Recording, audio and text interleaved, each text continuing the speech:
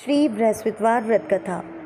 प्राचीन समय में विदर्भ देश में चित्रसेन नामक राजा राज्य करता था, जो अत्यंत दयालु, धर्मात्मा और दानी था। दीन अनाथों को धन बांटता था, किंतु उसकी रानी बहुत कृपण थी। उसको राजा के दान धर्म के कार्य अच्छे नहीं लगते थे। वह राजा को इन सत्कार्यों के लिए मना करती थी। एक दिन की बात है, राजा तो शिकार खेलने वन में गए हुए थे। घर पर रानी व उसकी दासी थी। उस समय बृहस्पति देव एक साधु का रूप धारण कर राजा के दरवाजे पर भिक्षा मांगने आए। तो रानी कहने लगी, हे साधु महाराज, मैं इस दान पुण्य से तंग आ गई हूँ। इन कार्यों के लिए मेरे पति देवी बहुत हैं।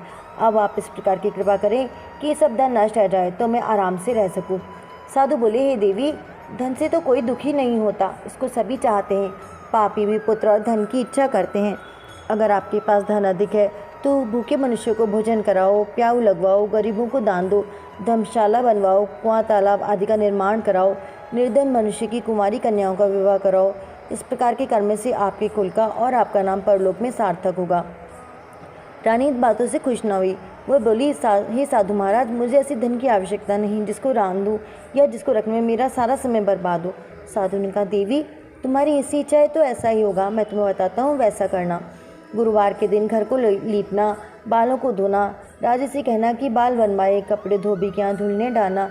इस प्रकार 7 बृहस्पतिवार करने से ही तुम्हारा सब धन नष्ट हो जाएगा। यह कहकर साधु महाराज अंतर ध्यान हो गए। रानी ने साधु के कहने के अनुसार ही किया। 3 ही गुरुवार बीते थे कि उसका सब धन नष्ट हो गया और वे सब भोजन के लिए तरसने लगे।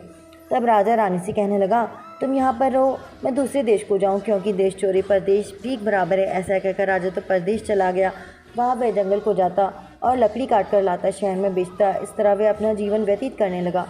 इधर राजा, उधर रानी और दासी दुखी रहने लगी। किसी दिन भोजन मिलता, किसी दिन जल पीकर रह जाती। एक समय रानी और दासी को 7 रोज बिना भोजन के व्यतीत हो गए। तो रानी ने अपनी दासी से कहा, मेरी बहन बड़ी धनवान है, तू उसके पास जा और वहाँ से 10-12 सेर बेझर मांग ला, जिससे कुछ समय के लिए गुजर हो जाएगी। रानी की आज्ञा से दासी उसकी बहन के पास गई। रानी की बहन उसमें पूजन कर रही थी। दासी रानी की बहन को देखकर बोली, रानी जी, मुझे आपकी बहन ने भेजा है, मेरे लिए 25 सेर बेझर दे दो। दासी ने यह बात अनेक बार कही, परंतु रानी ने कुछ उत्तर न दिया। वह अपने भजन पूजन में लगी रही। इस प्रकार जब बांदी को किसी प्रकार का उत्तर नहीं मिला तो वह बहुत दुखी हुई और लौटकर अपनी रानी के पास आकर बोली, हे रानी, आपकी बहन बहुत अभिमानिनी है, वह छोटे लोगों से बात भी नहीं करती। रानी बोले, हे दासी, उसमें उसका कोई दोष नहीं। जब बुरे दिन आते हैं तब कोई सहारा नहीं देता, यह हमारे भाग्य का ही दोष है। पूजा से उठने पर उधर रानी ने सोचा बहन की दासी आई, परंतु मैं उससे नहीं बोली। यह सोचकर वह अपनी बहन के घर चल दी और जाकर अपनी बहन से कहने लगी, हे बहन, मैं बृहस्पतिवार का व्रत कर रही थी।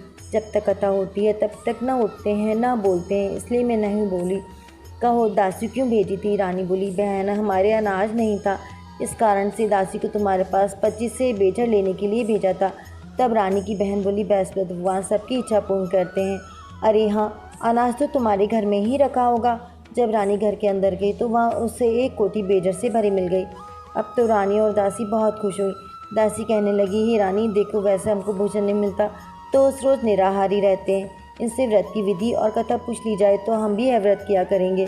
रानी ने बहन से पूछा कि बहन, बृहस्पतिवार का व्रत कैसे करना चाहिए? रानी की बहन ने कहा, गुरुदेव के व्रत में कहानी सुनकर चने की दाल और मुनक्का से विष्णु भगवान को केली की जड़ में प्रतिष्ठित कर पूजन कर दीप जलाते हैं, पीला भोजन करते हैं। भगवान का गुणगान कीर्तन करने से सभी की मनोकामनाएं पूर्ण होती हैं। तब रानी व दासी ने निश्चय किया कि वह भी बृहस्पति देव का व्रत और पूजन करेंगी। गुरुवार का दिन आया तो उन्होंने भी व्रत रखा। दासी गुड़साल से चना गुड़ ले आई। उन्होंने केले की जड़ में विष्णु भगवान का पूजन किया और कथा सुनी। अब पीला भोजन कहाँ से आवे, यह सोचकर बेचारी बड़ी दुखी हुई। उन्होंने व्रत किया था। गुरु भगवान प्रसन्न थे। वे 2 थालों में सुंदर भोजन लेकर आए और दासी से बोले कि यह तुम्हारे और रानी के लिए भोजन है। तब दासी रानी से बोली, चलो रानी, भोजन कर लो। रानी को पता नहीं था, इसलिए वो बोली, तू हमारी हंसी क्यों उड़ाती है? दासी बोली, रानी जी, अभी एक महात्मा हम दोनों के लिए भोजन दे गए हैं। तब दोनों ने गुरु भगवान को प्रणाम कर भोजन किया। फिर तो वे प्रत्येक गुरुवार को विष्णु भगवान का व्रत और पूजन करने लगी। गुरुदेव की कृपा से रानी के पास फिर से धन हो गया, किंतु रानी फिर इस प्रकार आलस करने लगी। तब दासी बोली, देखो रानी जी, तुम पहले भी इस प्रकार आलस करती थी, इससे सब धन नष्ट हो गया। अब गुरु भगवान की कृपा से फिर से धन मिला है, इसलिए आपको दान पुण्य करना चाहिए। अब आप भूखे मनुष्य को भोजन कराओ, मंदिर पाठशाला बनवा के दान दो, कुमारी कन्या का विवाह कराओ। इस तरह धन को शुभ कार्य में खर्च करो, इससे तुम्हारे कुल का यश बढ़े और स्वर्ग की प्राप्ति हो। इससे पितर भी प्रसन्न होंगे। दासी की बात मान रानी ने दान धर्म आदि कार्य करने प्रारंभ कर दिए। चारों ओर उनका यश बढ़ने लगा।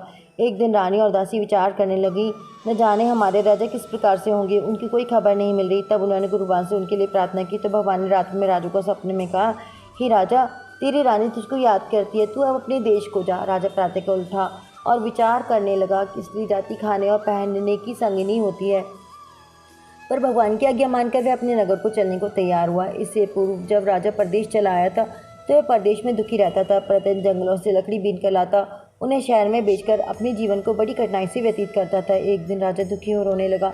तब उस जंगल में दयालु बृहस्पति देव एक साधु का रूप धारण कर आए और बोले, हे लकड़हारे, तुम इस सुनसान जंगल में किस चिंता में बैठे हो, मुझको बताओ।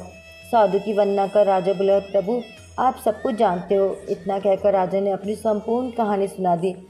तब महात्मा उससे बोले, हे राजा, तुम्हारी स्त्री ने बृहस्पति देव का अपराध किया था, जिस कारण तुम्हारी यह दशा हुई। अब तुम किसी बात की चिंता मत करो, भगवान तुम्हें पहले से अधिक धनवान करेंगे। देखो, तुम्हारी स्त्री ने गुरुवार का व्रत करना प्रारंभ कर दिया है। तुम भी मेरा कहा मानकर बृहस्पतिवार को व्रत रखकर चने की दाल और गुड़ लोटे में डालकर केले के वृक्ष का पूजन कर कथा कहा करो, भगवान तुम्हारी सब मनोकामनाओं को पूर्ण करेंगे। साधु को प्रसन्न देखकर राजा बोला, हे प्रभु, लकड़ी बेचकर मुझे इतना पैसा नहीं मिलता जिससे भोजन करने के बाद कुछ बचा सकूं। मैंने रात्रि में अपनी रानी को भी व्याकुल देखा है, मेरे पास कुछ भी नहीं है जिससे उसकी खबर भी मंगा सकूं। फिर मैं कौन सी कथा कहूँ, यह मुझे कुछ भी मालूम नहीं है। साधु ने कहा, तुम किसी बात की चिंता मत करो। बृहस्पतिवार के दिन तुम रोजाना की तरह लकड़ियाँ लेकर शहर जाओ। तुम्हें रोजाना से दुगना धन प्राप्त होगा, जिससे तुम पेट भर भोजन कर लोगे और बृहस्पति देव की पूजा का सामान भी आ जाएगा।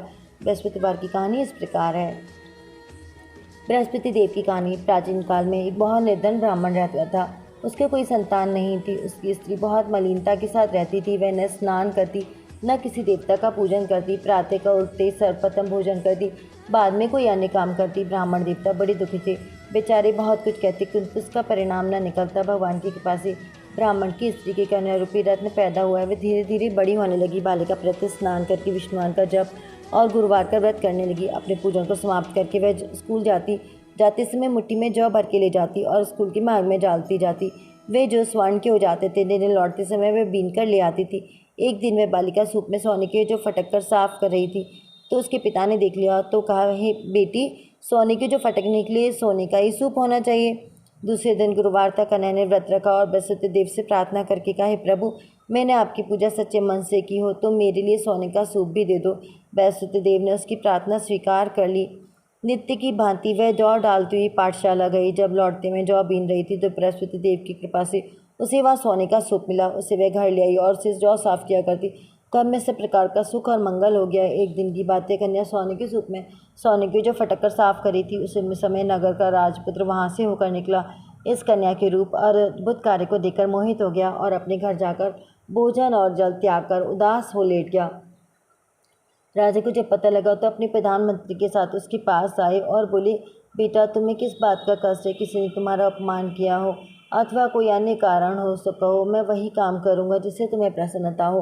राजकुमार बोला, मुझे आपकी कृपा से किसी बात का दुख नहीं। मैं तो उस लड़की के साथ विवाह करना चाहता हूँ जो सोने के सूप में सोने के जौ साफ करती है। सुनकर राजा आश्चर्य में पड़ गया और बोला, बेटा, ऐसी करने का पता है तुम्हें? मैं बताओ, मैं तेरा विवाह उसके साथ अवश्य ही कर दूंगा।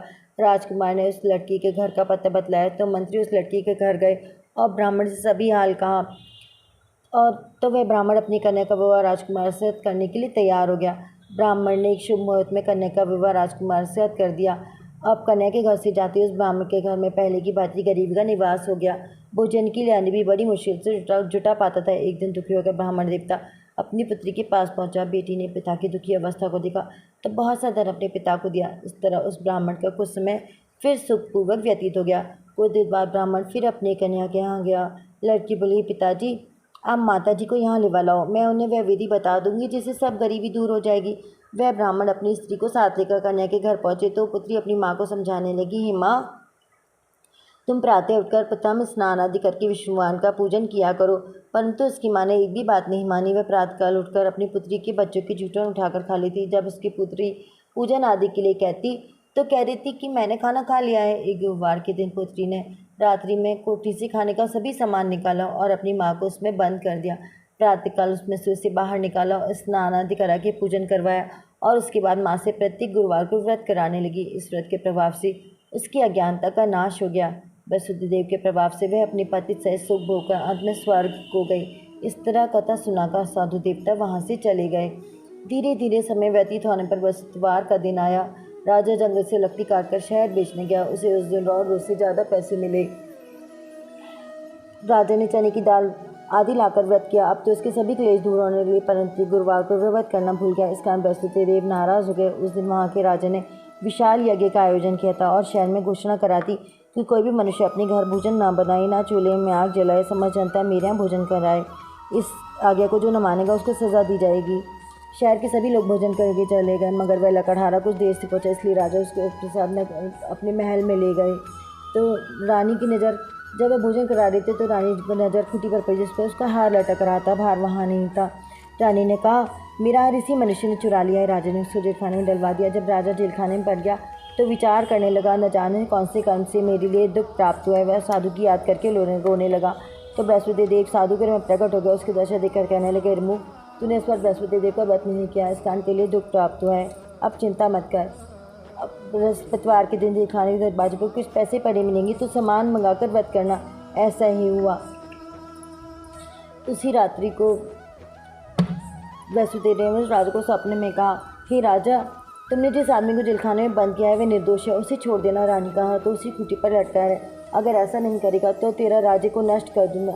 राजा प्रातःकाल उठा और खूंटी पर हार देकर लकड़हारे को कर माफ़ी मांगी और राजा के योग्य सुंदर वस्त्र आभूषण देकर विदा किया। अब गुरुदेव की आज्ञा अनुसार राजा अपने नगर को चल दिया। जब राजा अपने नगर के निकट पहुंचा तो उसे बड़ा आश्चर्य हुआ। नगर में पहले से अधिक बाग, तालाब, कुएं, बहुत सी धर्मशाला और मंदिर बन गए थे। राजा ने पूछा, ये किसके बाग और धर्मशाला हैं? तब नगरवासी कहने लगे, ये सब रानी और बांदी के। राजा को सोच हुआ और गुस्सा भी आया। जब रानी ने खबर सुनी कि राजा आ रहे हैं तो उसने दासी को कहा कि दासी देख, राजा हमको कितनी बुरी हालत में छोड़ गए थे कि ऐसी हालत देखकर कुछ संदेह करके लौट ना जाए।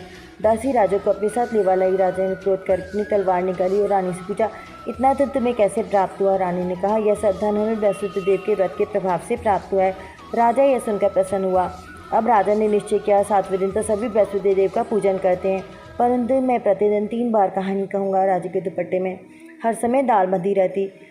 फिर 3 बार कहानी कहता। एक रोज़ राजा ने सोचा, चलो अपनी बहन की यहाँ हुआ है। यह सोचकर राजा घोड़े पर सवार हो अपनी बहन की यहाँ को चला।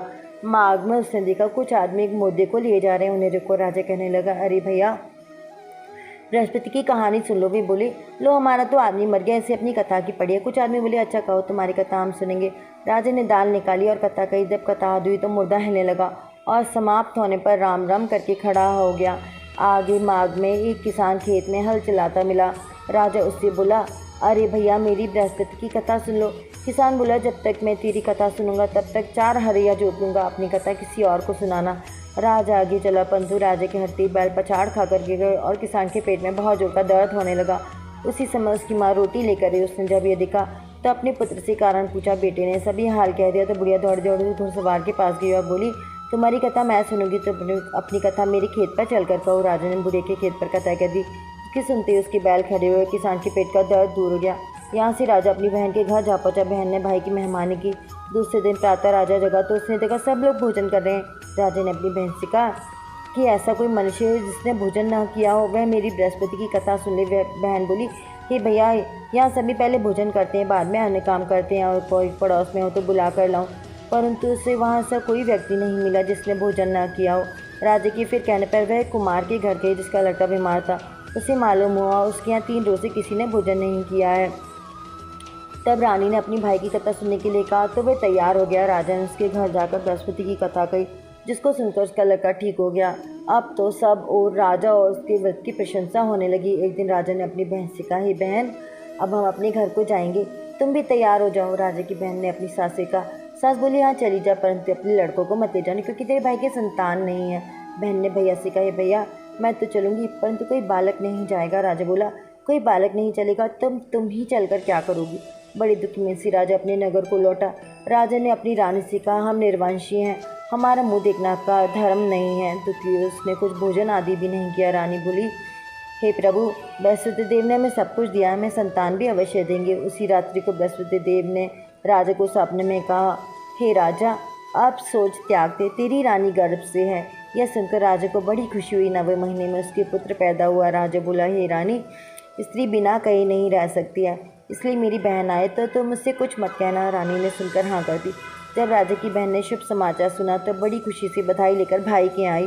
जब रानी बोली, मेरे ननद घोड़ा चढ़कर तो नहीं गधी चढ़ी है। राजा की बहन बोली, हे भाभी, यदि मैं ऐसा न कहती तो तुम्हें संतान कैसे मिलती। बृहस्पति देव ऐसे दयालु हैं, अपने भक्तों की मनोकामनाएं पूरी करते हैं।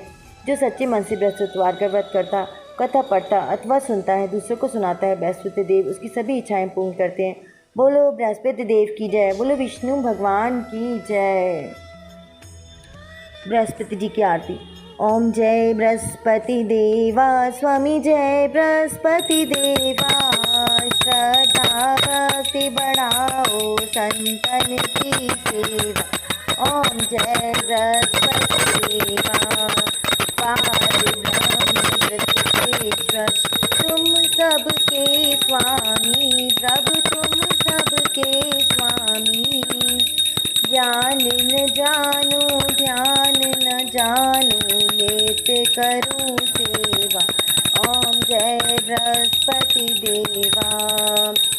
तुम बिन मेरा और न दूजा, आस करूं किसकी, प्रभु आस करूं किसकी। मैं अज्ञानी अकिंचन, तुम भव नैया खेवा। ओम जय बृहस्पति देवा। पार ब्रह्म परमात्मा तुम हो प्राणपति, प्रभु तुम हो प्राणपति। प्रभु दर्श दिखाओ मत तरसाओ, चारों फल देवा। ओम जय बृहस्पति देवा। बृहस्पति जी की आरती जो कोई नर गावे, प्रभु प्रेम सहित गावे। प्रभु दर्शन पावे जो कोई ध्यावे, विघ्न काटे देवा। ओम जय बृहस्पति देवा। बोलो बृहस्पति भगवान की जय, बोलो विष्णु भगवान की जय। दोस्तों, अगर आपको मेरी कहानी अच्छी लगी हो तो ऐसी और कहानियाँ सुनने के लिए मेरे चैनल को सब्सक्राइब करें और वीडियो को लाइक और शेयर ज़रूर करें और कमेंट करके बताएं कि आपको कहानी कैसी लगी।